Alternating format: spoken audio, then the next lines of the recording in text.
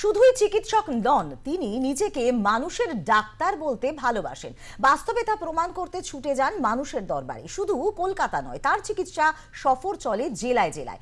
চিকিৎসা শিবিরে মানুষকে যন্ত্রণা মুক্তির পথ দেখান মল্লিক মেথডের মাধ্যমে। তিনি কিংবদন্তি চিকিৎসক প্রকাশ মল্লিক। সম্প্রতি তিনি পৌঁছে গিয়েছিলেন হাওড়ার বড়গাছিয়ায়।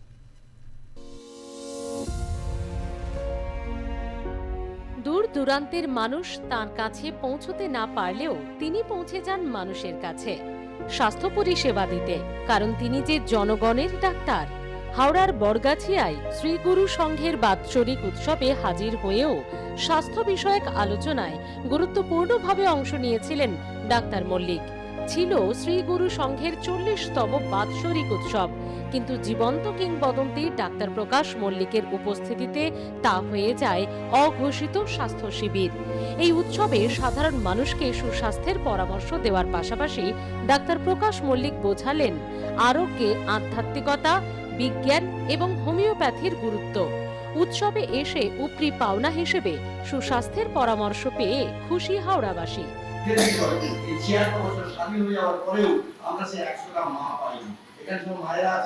আমাদের মায়েদের মধ্যে যে মনুষ্যত্ব, মাতৃত্ব, আমার জন্ম বিশ্বঙ্গ গ্রামে বিদ্যাসাগরের জন্মস্থান।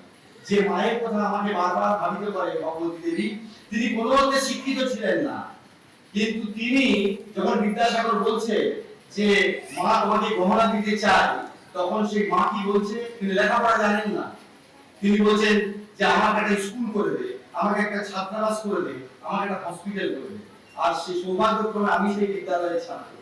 আজকে যদি আমার স্ত্রীকে বলা হয়, তার ছেলে যদি বলে যে তোমাকে আমি কিছু দিতে চাই, সে হয়তো বলবে গয়না দিতে হবে না, হারিয়ে যাওয়ার যন্ত্রণা, ঘরে রাখার যন্ত্রণা, চুরি হয়ে যাওয়ার সম্ভাবনা, আমাকে একটা মারুতি গাড়ি কিনে দিচ্ছে। সেই মায়ের পেটে কখনো বিদ্যাসাগরের জন্ম হতে পারে।